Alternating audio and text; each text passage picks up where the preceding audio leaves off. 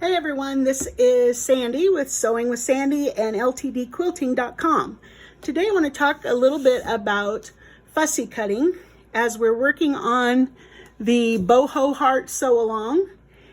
You may notice that in this particular pattern there are quite a few little 3-inch or 4-inch little blocks that have some applique, some little hearts, some little flowers, and maybe this little circle. You may want to consider doing a fussy cut of one of your favorite fabrics that you're using in your quilt rather than doing the applique work.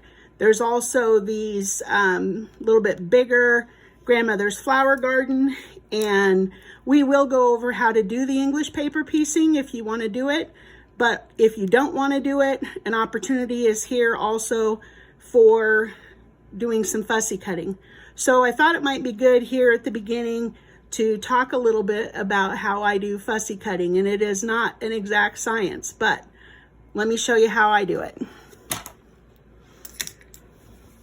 Okay, here I have a piece of Tula Pink fabric that I have already fussy cut for some circles that I'm doing for another quilt. So you can see this is commonly called Swiss cheese, this fabric, how I have cut out these circles because I wanted the motif that was right here. But you also can see that there's still quite a bit of usable fabric, and this stuff is out of print, terribly expensive, so I don't want to waste any of it, and I'm going to use it in a couple of different ways, and I'll show you how. So I know that some of these blocks that I want to fussy cut are just 3.5 inches square, and these Elizabeths, this is called 16th century selfie, this is Queen Elizabeth, and I've got my ruler here, and I want to cut a 3.5 inch square. Now I could put some washi tape right along the line, right along the 3.5 inch line, so that I know exactly where it is. That would be helpful. Or I can just wing it, which is kind of what I generally do. So I know this is 3.5 here, and I know that there's a 1/2 inch here, 1, 2, 3, 3.5 here. So I'm going to lay that down on top of my Elizabeth, and I'm going to look and see where that ends up being at. So right here and right here. Now notice this line is, once I come in 1/4 for my seam allowance, I'm going to cut off 1/4 inch of her hair. But over here I have a 1/2 inch. So I'm going to slide this ruler over so that I have 1/4 inch here and I have 1/4 inch here. And then the same thing on the top and the bottom. I don't want to cut into her lips, but I've got all the way to here, so that's no problem. And I have to stay on my allotted fabric, but I can definitely slide this up just a tad to that edge. Okay, so now I'm going to double check. I've got my 3.5 line here, across here, here, and here. So I'm going to come over here, and I'm going to cut just right at or a little bit past the 3.5 line there, and then I'm going to come back and cut here, and I've got 2 sides cut. So I'm going to pull this away, make sure I'm past my line, pull this away, make sure I'm past my line, and I am. So then I'm going to pick up my ruler, and I could do this on a mat that moves. That would be a great way to do it, but I just didn't put that down. So okay, so here I'm going to line up my cut sides. So I've got 3.5 here, 1, 2, 3.5 here, 1, 2, 3.5 there. And now all I have to do is zip across to here and up to here, and voila, I've got my little 3.5 inch block. And when I get my 1/4 inches off, I'm going to have the whole face, all of the hair, and it's going to be great. Now, some of you may think this is creepy, which makes me laugh because it is a little creepy, but I love it. So this is going in my quilt. In fact, I'll probably have several of these in my quilt. Okay, so now what do I do with these pieces of fabric here? There's still some good stuff on here. And again, this is expensive fabric. So, well, all fabric's expensive nowadays. So I'm going to kind of look and see if I've got overcuts, because I don't want those. So you can see there where I cut into that design. So I don't want that in my cut. So I'm going to put my ruler on here and see what can I maybe get away with here. So I can get that there. I can get, if I pull this down to where it's a little bit straight and straight, I can get at least a 2-inch strip. So you can see along here, it's past the 2-inch line, because I'm not going to try and cut it with that edge. I'm just going to cut a nice straight edge across this fabric. So I'm going to start over here, and I'm going to cut a straight line across to here. Now I'm not going to go any further than this, because I may want a bigger piece of this later, who knows. So I'm just going to whack this off, and now I've got this piece to work with. So if I'm going to need a 2-inch strip for something, for my quilt, which I know I will at some point in this quilt, I'm going to need a 2-inch strip. I'm going to go ahead and use that straight line that I just made, and I might have to fingernail it a little because I moved it. But if I can get that straight line on there, hello, hold on. Why don't I use my mat? That would be smart. Okay, so straight line on the mat here, straight line on the ruler, and I'm always using my ruler to cut, not my mat lines, my ruler lines. Okay, so now I've got a straight line here.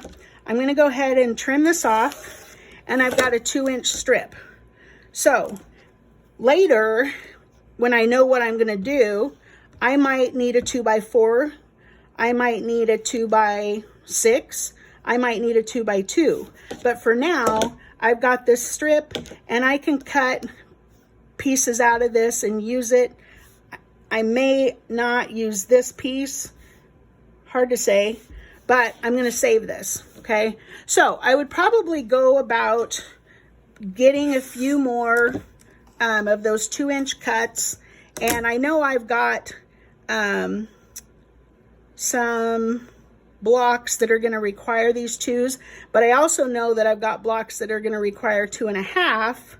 So maybe here I know I've got enough, because this is not going to get more than a 3.5-inch cut. So I know I've got enough here to get a nice 2.5-inch piece. So I'm going to go ahead and cut that 2.5-inch. Sorry, don't cut toward yourself. Do as I say, not as I do. And I'm going to come down here, line that up. I'm going to trim that end. And now I've got a 2.5-inch square. Hopefully you can see that. That's a nice little square. It's got a really pretty little pink flower in it. Or I can move this over, and maybe I want to do my 2.5-inch square with this flower right in the center of it. So I can fussy cut that out of there. This may end up being waste, or I might cut it down to 1.5. I think you get the drift. Okay, so I've got my little 3.5 here. Now, you notice in the pattern later on, and I haven't assigned this block yet, but later on there's this little owl. Now, he's cute enough. I'm not going to argue that. He's very cute. But I'm working with Tula Pink stuff. I don't feel like he's really in keeping with the vibe of the Tula Pink. But guess what? She just came out with this beautiful Moon Garden fabric, which I got from my friend Deb Gerard over in Osceola, some of my Moon Garden, and then some of my Moon Garden I got at Material Girl in Grand Island. And so this one you might notice is some beautiful owls, okay? And you can see, hopefully, that there's a couple of different ones. Is there more than, yeah, there's 1, 2, 3 different owls, okay? So I'm gonna decide which owl do I want. Well, that block that we just looked at, the owl is straight up and down. So I'm gonna go ahead and I already know, because I looked it up, that that particular block is gonna be 6.5. It's gonna finish at 6. So I'm gonna make sure that all my fabric is out of the way. And then I'm gonna look, sorry, this is sideways for y'all. I'm gonna look and see, okay, can I get that owl here? No, I can't. Okay. So where is it? Close enough, the closest to the selvage as possible, so I'm not wasting fabric. Where can I get this owl? Yes, I can get a 6.5 of that owl right here. But can I get this one? This one is gonna give me the most bang for my buck as far as being frugal with my fabric. So I always want to look and see, can I get a full cut close to the edge? And I can. So here I've got my owl, and I'm going to do the same thing. I know that this is a 6.5 inch block, and I want to get all of my owl in, so I don't want to get it all the way over here to the selvage. Always cut your selvages off. They're more tightly woven than the rest of your fabric. And if you include them in the quilt and you wash that quilt, they're going to shrink at different rates and you're going to get puckering. And the same with your backing. If you're piecing backing together, always cut the selvages off before you piece it together. That's just good practice. Okay, so here I've got my owl, and if I want his face centered, I'm going to cut off his tail. I don't want to do that. I want the whole owl. I want his tail. If he has feet, does he have feet? Yep, right here he's got these cutesy tootsy purple feet. So I'm going to put this so that I know I'm getting the feet. I know I'm not cutting into his head. And so here I've got from the edge of the owl to the edge of the ruler, I got 1.5 inches. Over here, from the edge of the ruler to the edge of the tail, I don't even have an inch. So I know that I can shift this ruler a bit this way just to get it a little more centered. And then on the top, I've got 1/2 inch. And on the bottom, from the feet and the tail, I've got about 1/2 inch. I could shift it up just a tad. So now I've got 1 inch on the right. I got about 1/2 inch to 3/4 on the bottom and 1/2 on the top. And then I've got about 1 inch on the left to where the tail's at. So this for me is perfectly aligned.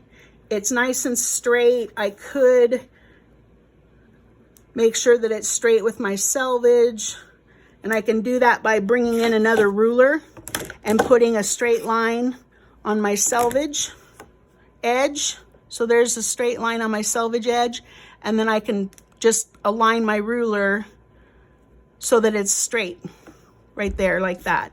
You can also use the lines on your mat with your selvage edge to make sure that you're cutting a straight block. Okay, so now I'm going to do the same thing. I'm going to cut 2 sides. There's 1. And don't cut too far past because you're cutting into usable fabric. That's important. There's 2. And then I'm going to walk it around to my side here. I'm going to pull it a little closer so that's not awkward for me to cut. I have very long arms, so I can cut across.